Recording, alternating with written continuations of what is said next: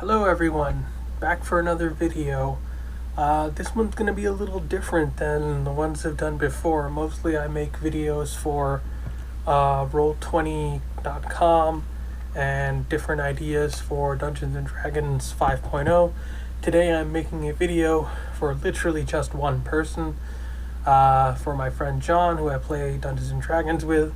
So if you're not John right now, I don't know that there's really anything of value you're going to take away from this video, but if you're still watching, thanks for watching. Okay, so getting started. This is a video for my friend John, to help him come up with a few different character ideas for a game of D&D 5.0 that we're going to be playing. Jumping right in. Who is John? Well, John is a good guy. John is indecisive. Terribly indecisive. John is somewhat helpful. I asked him for a couple of different ideas for characters that he might want to build, just some ideas to sort of help me through fiction and things like that, and he eventually came back to me with some. I'd say he met me about a quarter of a way on this one. John can be just terrible, and I feel no need to elaborate on that in any way. John is actually a really smart guy. He's one of the smartest people I know. And John could do absolutely everything that I'm about to do in this video. But he's just not going to. John does not like a ton of magic. He has told me he does not have a problem with magic in general in the D&D, but he just doesn't like a lot of it, basically. So we're going to be toning down the magic on all of these classes. And John is a big fan of range attacking, so that's going to be a through line through each of these classes. Based on a couple of different ideas he gave to me, I came up with 4 different character archetypes for 4 different classes that he can use. John, don't get hung up on any of these guys. We don't have to keep any of them, and absolutely everything that you're going to see is something that we can change. We're not setting anything in stone. Alright, moving on. Alright, this is the first character idea. This is for a character by the name of Church Militant. And this is an idea based off of the character Solomon Kane, who I believe is a creation of Robert E. Howard, who created Conan the Barbarian. And so first things first, John, don't worry about the name. The name is, you can name whatever you want. I came up with a couple of fun names. This is going to be a through line for all of these characters. This build is a rogue assassin with the alkalite background, which basically means that he is a stealthy character who took the assassin archetype, which is specializing in dealing large amounts of damage, and he has the alkalite background. I gave him the alert feat. The alert feat is a great ability. Basically, it means that you can never be snuck up on. As long as you're conscious, no one can get the drop on you. In addition, whenever you roll for initiative, you get a +5 bonus, which means you're pretty much going to go first all of the time, which is absolutely great and works really well with the assassin ability that says that anytime combat begins, if you attack someone who hasn't taken a turn yet, you get to roll advantage, which synergizes with another ability that the rogue has called Sneak Attack, which says that anytime that you roll advantage, you get to deal Sneak Attack extra damage. So if you're sensing a theme here, it's that this particular build deals massive damage. Let's see, next is that fighting style basically is you get a rapier, 2 cutlasses, and a flintlock pistol. And this is basically just to mirror the Solomon Kane character from the books. He fights with that layout of weapons, and the only thing here I need to elaborate on is the flintlock pistol, which that's not going to be homebrewed or anything.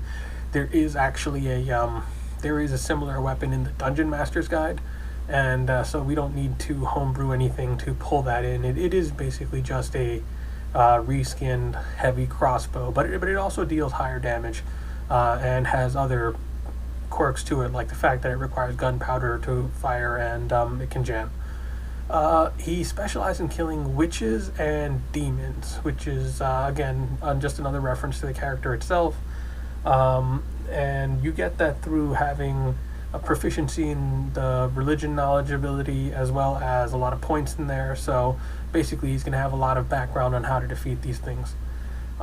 He is stealthy as hell, as well as a trained inquisitor and investigator, Rogues and bards get it's called the expertise ability, which means that you get two abilities that you basically can't fail at.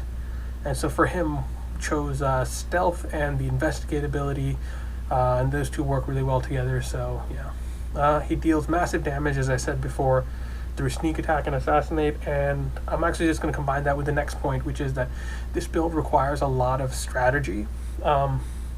Playing this build and using those three abilities together, it really matters where your character is standing, where your enemies are standing, where your allies are standing, and you want to really use your brain to try and come up with ways to get advantage as much as possible. So there's just a lot of thinking and strategy elements, and I think that makes the build really just a lot of fun to play. The next thing is, because of your alkali background, you have the ability to take refuge in a church, and that can be the church your character is associated with, or more or less any church. It's kind of up to the DM, to be honest with you, but there are reasons why you could basically go to any place of worship. The last part is, and this is going to be true for every character that we see here, John, which is that these guys are not literally the people that they're based on. They're just based on them. So you're not playing as Solomon Kane. You're playing as a character based on Solomon Kane. And what that means is, at the end of the day, the character is a rogue. So you're going to have access to a lot of abilities that Solomon Kane just wouldn't have. In addition, there's going to be things that the fictional character does that this character doesn't. And for this guy, what that's going to mean is that you pick locks, you wear disguises, and you poison people. Moving to the next guy. We got Heath Dowse. Again, don't worry about the name. I picked the name because it's an anagram of the Shadow. If you don't know who the Shadow is, there was a movie a few years ago, I think like 10 years ago now, but it's an Alec Baldwin movie as well as an Orson Welles radio drama. And I actually got into the character through DC comic books. And when building this character, I really kept in the back of my mind the idea that that who knows what evil lurks in the hearts of men. And of course the answer is the Shadow knows. And so this character is a bard. John, don't run away. Everything's fine. Bards are cool, okay? Bards are actually my favorite class in the game. And it can seem a little weird that it might be something that you want to play, but just keep a few things in mind. Bards are a deception class, and there's nothing about the bard that says that you have to sing or play instruments. That's not written anywhere about the bard. There are many variations of the bard, one of which is the storyteller, the guy who basically talks to people, gets information. And so that's why I have the College of Lore bard with the spy blackmailer background, which means that your character is basically, he's an information agent. He's a guy who deals in knowledge and lore and gets information to people that way. And I gave him the Skulker feat, which, among other things, it allows you to hide when you're lightly obscured, which makes hiding ridiculously easy and makes you like super stealthy. In addition to that, you can fire at people from cover, and if you miss, they have no idea where the attack came from, which is really great ability. And then if you ever want to hide and you have no place to hide, you can actually just bring along a smoke bomb and hide behind that, which is not an ability, which is not a thing you can normally do. This class casts a lot of spells. I know you're not a big fan of magic, but it fits really well with the theme. On all of the spells that you cast focus on clouding the minds of men, which is, again, staying on theme for the Shadow. And so you get abilities like Suggestion, which allows you to put a delusional idea in someone's mind for 8 hours.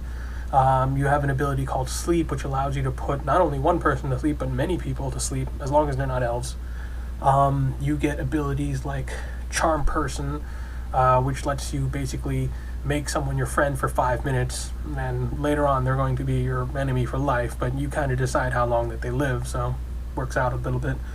And then you can use abilities to make them not know where you are, and basically just a lot of different abilities.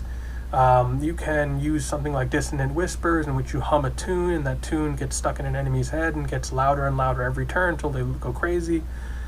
You have Vicious Mockery, which just allows you to do straight up psychic damage to people. A lot of great abilities on this bard. You can just turn invisible, just flat out. which is the closest thing I can do to the Shadow, who uses hypnosis to make it so that other people can't see him, and of course cloud the minds of men.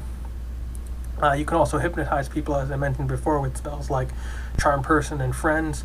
Your main attacking is going to be with crossbows and with your just psychic powers, which you can use to just deal damage directly to people. One last thing is that we can additionally add a magical flying knife. If you saw the Alec Baldwin movie, they have that in there, so it's actually something we can add to this. Last but not least, because your character is a bard at the end of the day, you get the Jack of all trades ability, which means that you get a slight bonus to every single ability that you have, which is super cool. And of course, you are a solid support build. You get inspiration dice that you can use to help your allies, and you can heal people, but you don't have to do any of that stuff. It's just built in. Moving on. Okay, we can see we have Dan, Seswith, and Wolf. And I'm not going to go into this one in great detail because we have a player in our party now that's a ranger, so you pretty much have a pretty good idea of how rangers work anyway. Just think of how that player's character works. And this build is a Beastmaster Ranger with the Sage background and the Wolf Animal Companion. And the main thing that makes this one interesting is that you get a big-ass murder dog, and you get to attack at range, even better than your current character attacks at range. And to do that, you have the Sharpshooter feat, as well as wilderness survival skills like tracking and foraging for food, which are actually really cool abilities that help a lot. You get to control 2 avatars, your avatar as well as the wolf's avatar, which means you can do things like move into separate areas, use the wolf's senses, you can attack multiple enemies, you get ranger magic, and of course this is the build with the highest defense. And yeah, like I said, I'm not going to get into this one in a lot of detail because you're pretty familiar with it already. Alright, this is the last one. This is the one I'm the most proud of, so try and roll with me on this one, John. It's going to be a little odd, but you're going to like it. We have Avocados Atlaw, and if you can't tell, this is a character based off of Marvel's Daredevil, so a little bit of stuff from the TV show, a little bit of stuff from the comic books, and so I did my absolute best to try and come up with a way for him to be a blind guy with unbelievably heightened senses. I've explored everything that I could. I couldn't think of a way to do it, John. I'm sorry. It's just, without making major changes to the game, it just can't be done. So instead, I just tried to create a character that's sort of on theme, let's say. So up front, we have a tiefling shadow monk with the pirate background and a slight homebrew element. Very slight homebrew element. I should mention, I'm actually not going to be the DM of this game. The DM of this game is going to have to decide whether or not this homebrew is allowed, but I'll say ahead of time it's a very minor homebrew, which does involve sacrificing something in the character, so can't imagine any reason why they would say no. Like I said before, the character is not blind, but as part of his background, you can just pretend that you're blind. That I think is going to work out with this. And to keep on theme, his gimmick is that he sort of hinders the senses of his enemies. He can render his enemies blind and to deaf, and make animals unable to smell him. I'm working on finding a way to disable taste and touch, but I don't have anything yet. You get alter egos with this character, which is your sort of by-day blind lawyer character, as well as a sort of devilish vigilante character that you can also be. If you have any problem with the character being tiefling, which as you can see, the character is a kind of half-human, half-devil character, if that bothers you at all, that actually shouldn't be that big a problem, because you can just get the ability to appear human, which is trivially easy for tieflings to do. The character's fighting style is going to be the biggest problem for you. He does not attack, for the most part, at ranged, and the character is a monk, so he's an upfront, close-in fighter who fights basically like the comic book character Daredevil, with punching and kicking, but in addition he can also fight with batons and throwing batons. So if you just wanted to throw batons like shurikens all day, you can do that. He can also fight with things like nunchucks and samurai swords and all sorts of stuff, so a lot of options for fighting, not a ton at range. He can reach and traverse rooftops with ease, so if you want to do some kind of like urban combat stuff and just get up to rooftops and things like that, he has an ability called Step of the Wind, which triples his jump, which just allows him to just go straight from ground to rooftop with almost no difficulty. He specializes in stealth and intimidation. Chose just everything that I could to add into stealth, so he can be as sneaky as he wants to be, to the point where it's almost impossible to detect him unless he wants to be detected. In addition, he's got proficiency in intimidation. Being a tiefling grants him additional intimidation, and his background, the pirate background, really ups the intimidation quotient. So if he wants to scare somebody, they are going to be scared. The next part here, we have the homebrew aspect of this character, which is, so he's a tiefling. As a tiefling, you choose a bloodline, and currently there are 11, but nobody plays tieflings in Dungeons & Dragons, so Wizard of the Coast has also added a 12th option, which is to just mix and match any combination of bloodlines to make up your own. And so that's what I did, and I made up my own bloodline, which I'm calling the bloodline of Murdoch the Mad. And basically the idea behind this bloodline is you get thaumaturgy, which is an ability that allows you to cast illusions. You gain the alarm spell, which allows you to know if someone enters your area. And think of that as kind of like an echolocation type ability. You just get to know where enemies are, basically. And the last ability is your choice. It can either be magical darkness, which you can see through, or the ability to just see anything that's invisible. And that's just sort of keeping in the heightened senses idea. And the very last part of the homebrew part is that we will be sacrificing 2 to 3 proficiencies in order to gain the perception expertise, which I think is pretty fair.